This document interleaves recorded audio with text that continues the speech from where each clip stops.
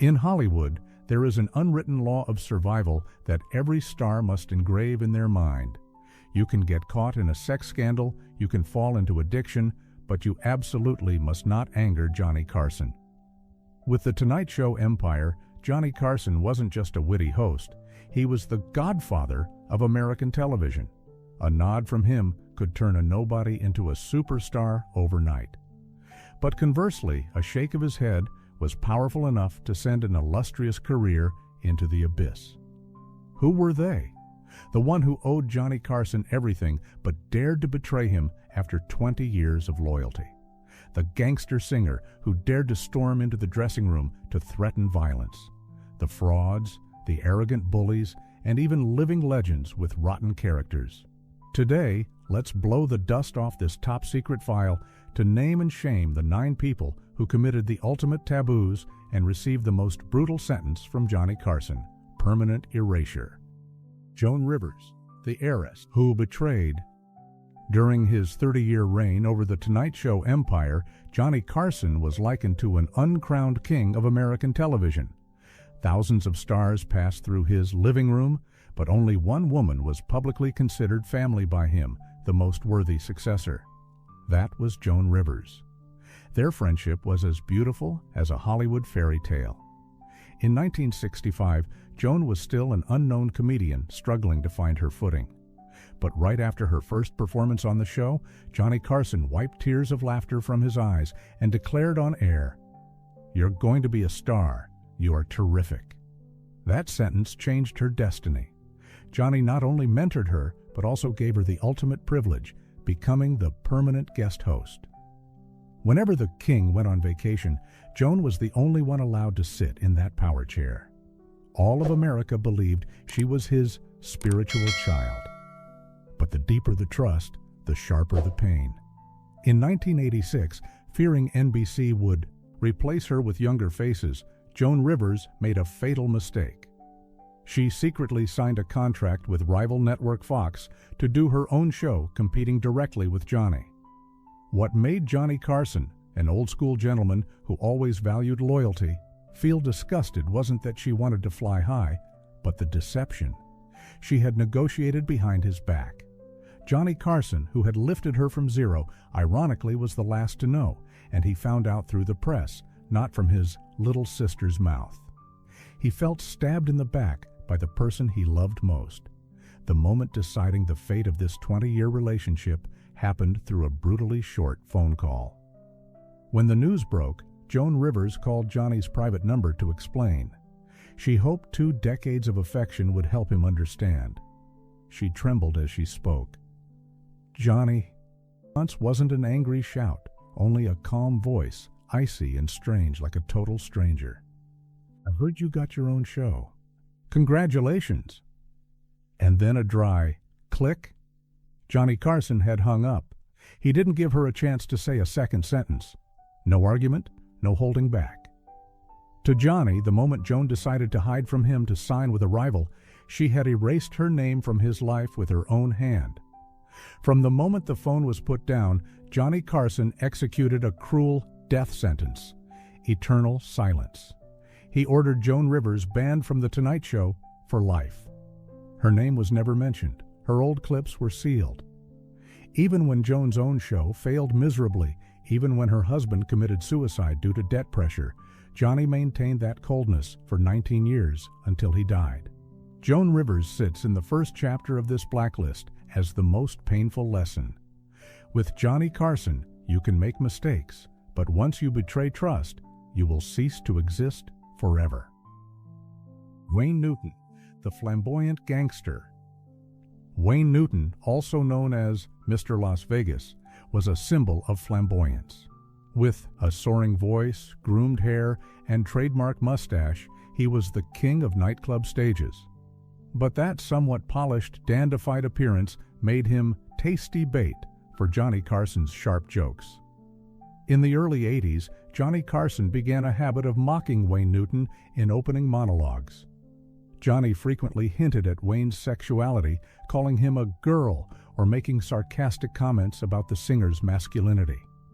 The audience roared with laughter every night, but in Las Vegas, One man's blood was boiling. Wayne Newton tried to endure. He contacted producers to complain gently, but the jokes continued, even becoming more vicious. Johnny Carson believed he was king, and a king has the right to tease anyone. But Johnny picked the wrong opponent. Behind the glittering sequined jacket, Wayne Newton was a man of extremely high self-esteem and the defiant character of a veteran in the nightlife industry. One afternoon, after hearing another insulting joke on TV, Wayne Newton decided enough is enough. He didn't call a lawyer. He didn't call a manager. Wayne Newton drove alone straight to the NBC studio in Burbank. With his fame, he easily passed security checkpoints to go straight into the backstage area, considered Johnny Carson's inviolable sanctuary. Johnny was sitting in his dressing room preparing the script for tonight's show. The door burst open. Wayne Newton walked in without a social smile. The air in the room froze. Before Johnny could utter a greeting, Wayne Newton lunged. According to Wayne's own recounting later, he grabbed Johnny Carson's lapels, pinning the king to the chair. The eyes of Mr. Las Vegas no longer held their usual romantic look, but were full of murderous intent. He gritted out each word in Johnny's face. "Listen here, Johnny. I don't care who you are. If you tell one more joke about me, I won't sue you. I will find you, and I will beat the hell out of you right in front of everyone." Johnny Carson was stunned. Throughout his career, he had faced all kinds of people, but never had he been threatened with violence face-to-face like this, right in his own lair. Johnny looked into Wayne's eyes and realized, this guy isn't joking. Johnny, a man who hated physical conflict and was smart enough to know when to stop, nodded. Wayne Newton let go, straightened his jacket, and walked out of the room as coldly as he entered. The result? Wayne Newton won that duel. From that night on, Johnny Carson absolutely never mentioned Wayne Newton's name or made him a joke again. Silence reigned. But Johnny Carson also had his own way of retaliation, the retaliation of a man holding media power. He didn't fight Wayne back, he erased Wayne. Wayne Newton was blacklisted. The doors of The Tonight Show slammed shut forever in his face. For an artist, being banned from appearing on America's most popular show was a huge loss in fame and revenue. Chevy Chase, the arrogant bad boy. If the Joan Rivers case was a tragedy and the Wayne Newton case was an action movie, the Chevy Chase case was a profound moral lesson on attitude. This is the clearest proof that, in Johnny Carson's kingdom, outstanding talent cannot save you if your character is zero. In the mid-70s, Chevy Chase was the hottest name in America. As the brightest star of the hit comedy show Saturday Night Live, with handsome looks and a reckless demeanor, Chevy was likened to a new rebellious breeze. Initially, Johnny Carson was also attracted. He saw in this young man the shadow of a potential successor generation. But that brief honeymoon ended quickly. Johnny Carson, with the keen eyes of a man who had been in the business for 30 years, soon realized behind Chevy Chase's dashing exterior was a personality he hated to the core: the arrogance of a bully. Unlike other comedians who poked fun to bring joy, Chevy Chase often used humor to degrade others. He came to the NBC studio with the attitude of a little prince. He despised the backstage staff, yelled at makeup artists, and mocked assistants. Johnny Carson considered the production crew family. He treated the cable puller with as much respect as a senator. Therefore, upon hearing complaints about Chevy's imperious attitude backstage, Johnny began crossing out his name in his head. But Chevy Chase's scumbaggery was also evident right on air. When sitting opposite Johnny, Chevy frequently had a condescending, one-up attitude. He put his legs up, leaned back in the chair with a smug face, gave curt answers, or deliberately broke Johnny's rhythm to prove he was smarter than the host. While legends like Bob Hope or Frank Sinatra always maintained humility before Johnny, Chevy Chase behaved as if his presence was a favor granted to the show. The peak causing Johnny to freeze the relationship was the cruelty in Chevy's words. He frequently mocked the appearance, weight, or failures of other colleagues. Johnny Carson was a master of laughter, but he never accepted humor that trampled on others' pain. Johnny Carson didn't need a noisy argument like with Wayne Newton. He chose a much more terrifying punishment: oblivion. No official band document was issued. Johnny simply whispered to producer Fred de Cordova, "I don't want to see this guy anymore." And so the doors of The Tonight Show quietly closed. While contemporaries like Steve Martin or Robin Williams were continuously invited back, becoming regulars and seeing their careers soar thanks to Johnny's launchpad, Chevy Chase gradually disappeared. His phone stopped ringing. He was pushed to the margins of Hollywood's most prestigious playground. This silent punishment by Johnny Carson was a fatal blow. It sent an implicit message to the entire entertainment industry. This guy has a character problem. Chevy Chase's film career was still successful for a time after, but the bad reputation regarding his attitude spread far and wide. You can be the funniest person in the room, but if you are a jerk, eventually you will be the only one left in that room. Jim Garrison, the conspiracy theory peddler. In the late 60s, America was still bleeding after the assassination of President John F. Kennedy. Amidst public confusion, Jim Garrison, New Orleans district attorney, appeared as a savior. He grandly declared he held shocking evidence to expose the true conspiracy behind JFK's death. He promised to bring the hidden perpetrators to light. Johnny Carson, though an entertainment host, possessed a sharp intellect and always cared about current affairs. Out of curiosity and also wanting to bring the truth to the audience, Johnny broke the rule. He invited Jim Garrison to The Tonight Show on the night of January 31, 1968, giving this prosecutor an unprecedentedly long duration to present evidence. But that night, Johnny Carson realized he had made a huge mistake. Jim Garrison walked onto the stage looking dignified and confident. But when Johnny started asking core questions, "What is your specific evidence? On what basis do you accuse this person?" Garrison began to show his true colors. Instead of presenting valid legal evidence, Garrison started pulling out blurry photos, vague hypotheses, and baseless accusations aimed at government officials. He rambled on, dodging Johnny's direct questions with roundabout answers. Johnny Carson sat there, eyes narrowing with suspicion. He realized the man opposite him didn't want to find justice for JFK. Garrison was using The Tonight Show, America's largest media platform, as a podium to sell books, polish his name, and sow fear for personal gain. What made Johnny's blood boil most was Garrison's contempt for the audience's intellect. He thought just speaking loudly and saying sensational things could lead Johnny and millions of viewers by the nose. But Johnny Carson wasn't a fool. He quickly switched from interviewer to judge. Johnny constantly interrupted, breaking Garrison's loose arguments right on air. He pointed out contradictions in the prosecutor's words, causing Garrison to start sweating bullets and fumbling. After that broadcast, Johnny Carson felt deeply insulted. He felt he had been used to spread toxic lies. To Johnny, profiteering on the death of a president was the height of immorality. As soon as the studio lights went out, Johnny told his producers, "Never let that charlatan back here again." Jim Garrison was permanently banned. Although he continued to make noise in other papers later, the most prestigious door of NBC slammed shut in his face. Johnny Carson considered Garrison a cheap conspiracy theory peddler, someone unworthy of sitting at the same table with honest guests. Uri Geller, the fake superpower, exposed. Among those who made Johnny Carson hate them, Uri Geller holds a special position. He wasn't a thug like Wayne Newton, didn't betray like Joan Rivers.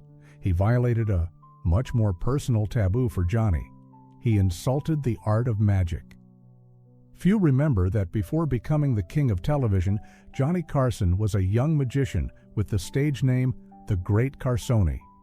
He loved skillful transformations, but he hated those who used cheap magic tricks and deceived the audience that it was divine Superpower. In the early 70s, Uri Geller was a global phenomenon. This Israeli man claimed to have telepathic abilities, able to use mind power to bend spoons, make broken watches run again, or guess drawings in sealed envelopes. The whole world believed it hook, line, and sinker. But Johnny Carson didn't. In 1973, Uri Geller accepted an invitation to The Tonight Show. He eagerly walked into NBC, believing this would be an easy performance like many others, where the MC would marvel and the audience would applaud. He didn't know he was walking into a trap set extremely meticulously. Before the taping, Johnny Carson secretly called James Randi, a legendary magician specializing in exposing psychic frauds. Randi gave a fatal piece of advice. "Johnny, prepare the station's own props. Don't let Uri or his team touch anything before going on air." Johnny did exactly that. He directed the logistics team to prepare a table full of brand new spoons, jars, and envelopes, strictly supervised. When the lights went up, Uri Geller walked out, confident and flashy. But upon seeing the pile of props on the table, his face began to change. He realized these weren't the pre-softened or treated spoons he was used to using. Johnny Carson, with a deadly calm smile, invited Geller to show his skills. "Come on, Uri, the stage is yours. Show us your power." And then the tragedy began. Uri Geller picked up the spoon, rubbed it, grimaced, focused intensely. But the spoon remained stiff. It didn't bend even a millimeter. He switched to trying to guess the drawing in the envelope, but also failed. Sweat began to pour on the psychic's forehead. Instead of salvaging the situation by changing the topic, Johnny Carson performed the cruelest act an MC could do. He let the silence kill the guest. Johnny sat leaning back in his chair, tapping a rhythm, calmly watching Uri Geller struggle in despair. He didn't cover for him, didn't joke to gloss it over. He let the camera zoom in on the clumsiness, confusion, and panic of the fraudster. Uri Geller began making excuses. "I don't feel strong tonight. I'm under too much pressure. The energy isn't coming." Johnny just replied coldly, "Well, that's a pity. We're still waiting." That mental torture lasted for 22 minutes, a time as long as eternity on live television. The studio audience and millions of viewers watching through the small screen gradually realized the truth. There was no miracle. Without prior preparation, Uri Geller's superpower completely vanished. After that horrifying night, Uri Geller left the studio in humiliation, although he later continued his career making money off the gullible. For Johnny Carson and wise viewers, Uri Geller was exposed as a charlatan. Milton Berle, the king who lost his throne, and the tactless Mike Hogging. In the list of guests who gave Johnny Carson the biggest headaches, Milton Berle is a paradoxical case. He wasn't an enemy, he was a legend. Dubbed Mr. Television. Milton Berle was America's first superstar in the 50s, the man who made millions of families spend money to buy TVs just to watch him perform comedy. Ideally, the meeting between Johnny Carson, current king of TV, and Milton Berle, past king of TV, should have been a respectful crown transfer. But in reality, it turned into a cold war of egos. Milton Berle's problem lay in the fact he never accepted that he was no longer the center of the universe. When entering the Tonight Show studio, Milton brought the habits of an old stage star, loud, overwhelming, and always finding ways to hog the spotlight. He didn't understand, or deliberately didn't understand, Johnny Carson's unwritten rule. This is my house, I'm the host, and you are the guest. The annoyance started with small details, but carried high damage for someone who liked cleanliness and order like Johnny. Milton Berle frequently appeared with a huge cigar on his lips. He smoked continuously, blowing thick smoke into Johnny's and other guests' faces, despite Johnny frowning and coughing lightly many times. But what truly drove Johnny crazy was Milton's habit of hijacking the forum. Whenever Johnny was speaking or trying to interview another guest, Milton Berle wouldn't sit still. He would make faces, wink at the audience, pretend to fall off the chair, or interrupt with stale jokes to pull attention to himself. He considered Johnny Carson not the host, but just a sidekick supporting his solo act. There was an immutable rule for Johnny Carson: do not touch him. Johnny was extremely protective of personal space. But Milton Berle, with excessive familiarity, frequently patted his shoulder, slapped his thigh, or even poked Johnny to emphasize a joke. Each time, observant audiences could see Johnny's body stiffen, the smile on his lips become forced, and his eyes glint with suppressed annoyance. The peak of endurance was when Milton Berle tried to teach Johnny how to do comedy right on air. He corrected Johnny, criticized the script, and behaved as if he were still the boss of NBC. After every taping with Milton Berle, Johnny Carson often returned to the dressing room exhausted and irritated. He complained to producer Fred de Cordova, "This old guy wears me out. He sucks all the air out of the room. Don't invite him anymore." Although there was no official written ban out of respect for Milton's legendary status, his frequency of appearance decreased and then stopped completely. Johnny Carson chose to freeze out this elder. Raymond Burr, the Silent Rock, and the Ihake nightmare of dullness. If Milton Berle or Wayne Newton exhausted Johnny Carson with noise and aggression, the character in this chapter tortured him with a weapon 1,000 times more terrifying: absolute silence. That was Raymond Burr. TV audiences of the 60s, 70s worshipped Raymond Burr. He was the embodiment of justice, the brilliant lawyer Perry Mason who never lost a case, the wheelchair-bound detective Ironside with supreme intellect. On screen, he was authoritative, eloquent, and sharp. Therefore, when NBC announced Raymond Burr would be a guest on The Tonight Show, the audience eagerly awaited thrilling stories from this great man. But they, and Johnny Carson, were sorely mistaken. There is an ironic truth in Hollywood. An outstanding actor is not necessarily an interesting guest. Raymond Burr was the most eloquent proof. He was an extremely private, serious, and humorless man. The interview between Johnny Carson and Raymond Burr went down in history as a classic TV disaster of mismatch. From the first minute Raymond sat in the chair, the air in the studio seemed sucked of oxygen. Johnny Carson, with his usual charm, started throwing out open questions, witty jokes to break the ice. He hoped Raymond would talk about backstage stories, about cases, or at least play along.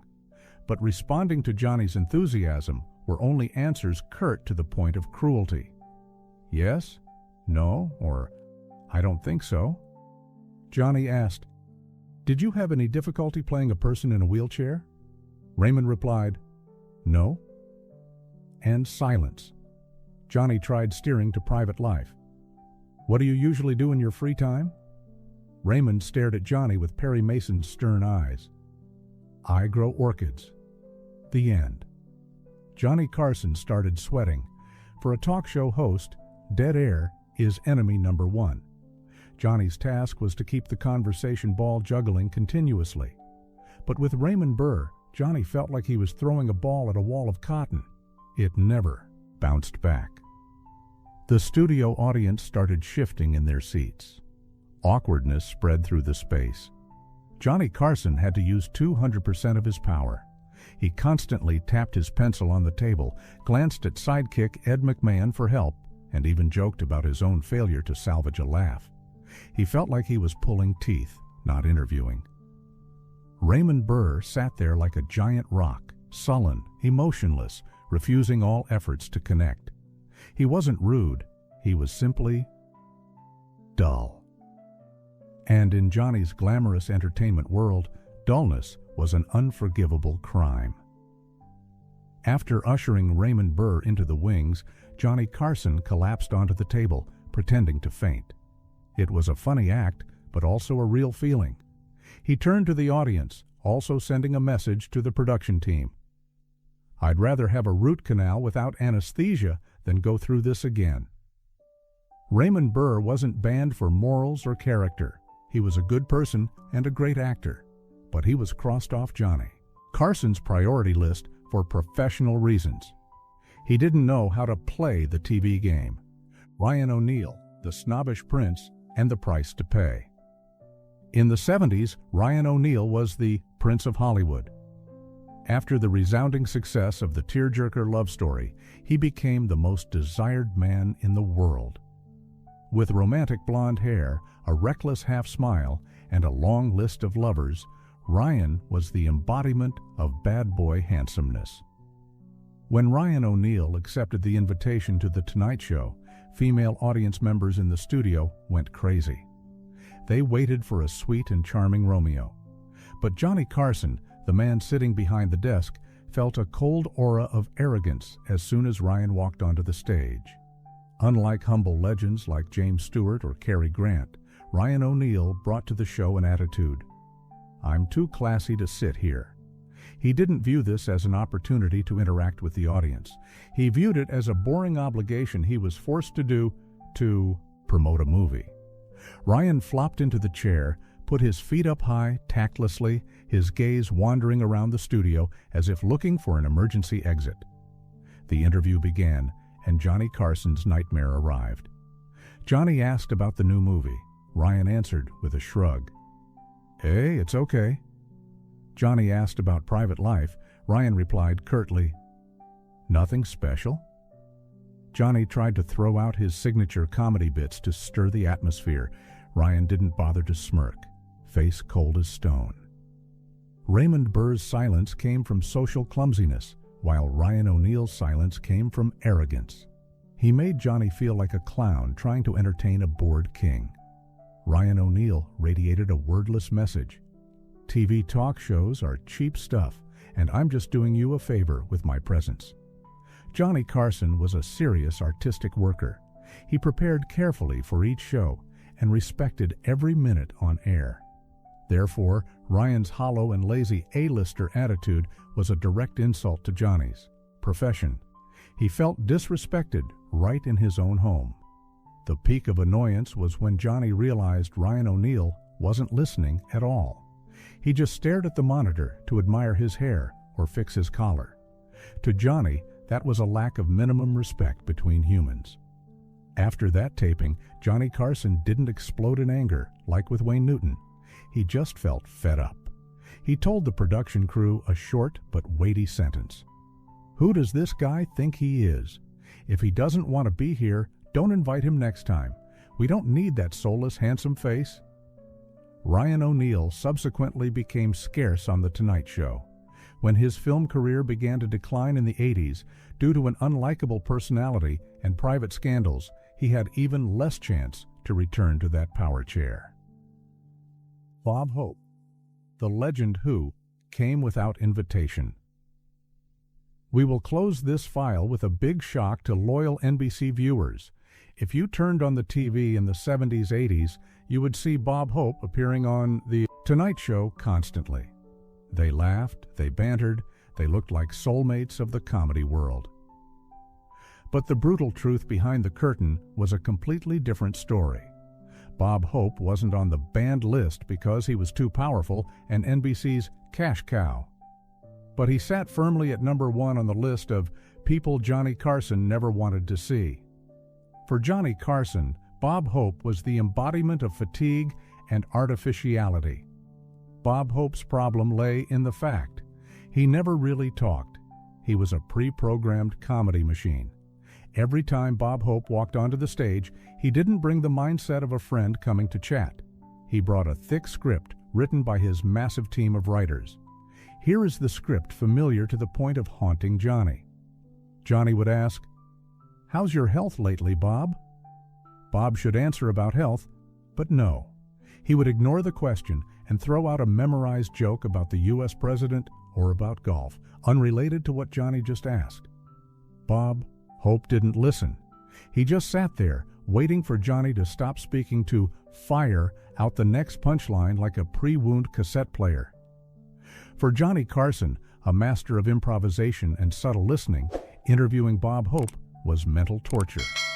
Johnny felt he wasn't a host, but just a rack for Bob Hope to hang advertising stories for his upcoming special.